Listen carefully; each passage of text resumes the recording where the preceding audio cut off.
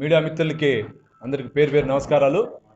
మొన్న అన్నమయ్య జిల్లాలో పెద్దాయన చంద్రబాబు నాయుడు గారు బహిరంగ సభలో రాష్ట్రంలో కానీ ఈ ఉమ్మడి జిల్లాలో కానీ పెద్దిరెడ్డి ఫ్యామిలీ మంత్రి యొక్క తమ్ముళ్ళు కానీ ఎంపీ మిథున్ రెడ్డి అంచన వర్గం కానీ చేస్తున్నటువంటి అరాచకాలు మాట్లాడాడు. ఉన్నది చెప్పటం జరిగింది. ఇది ఉమ్మడి జిల్లాలో వైసీపీ నాయకుల యొక్క మనోగతం, మాకంటే కూడా వాళ్ళ మనోగతం ఎక్కువ. దానికి నిన్న పెద్దిరెడ్డి రాళ్లతో కొడతానన్నారు. రాళ్లతో కొట్టే పరిస్థితి తొందరలో మీకు వస్తుంది. చాలా రోజులు లేదు మీకు, మీ కుటుంబానికి. ఇది గమనించుకోవాలి. మాట్లాడే మాటలకి ప్రెస్టేషన్లో ఏది పడితే అది మాట్లాడితే అది రిటర్న్ గిఫ్ట్ అవుతుంది.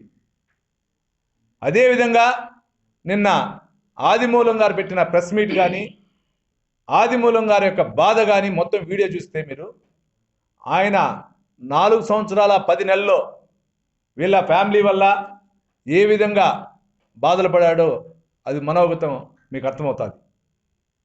ముఖ్యంగా ఈ ఉమ్మడి జిల్లాలో ఏ విధంగా జరుగుతూ ఉంది అక్రమాలు. ఈ ఉమ్మడి జిల్లాలో 2-3 పెద్దిరెడ్డి ఫ్యామిలీ, చెవిరెడ్డి ఫ్యామిలీ, కరుణాకర్ రెడ్డి, మధుసూదన్ రెడ్డి, రోజా, వీళ్ళు ఏ విధంగా ఎన్ని కోట్లు సంపాదించుకున్నారో రాష్ట్రంలో ప్రజలకు కానీ జిల్లా ప్రజలకు తెలుసు. మొన్నే మీరు చూశారు, రోజా గారు ఒక దళిత సోదరి దగ్గర కౌన్సిలర్ అవ్వాలంటేనే ఎక్కువ, అటువంటి వ్యక్తి ధర 70 లక్షలు బేరం మాట్లాడి 40 లక్షలు తీసుకొని పదవికి పోగా వాళ్ళని ఏ విధంగా ఇబ్బందులు పడతా ఉండేది కూడా మీరు కూడా చూశారు.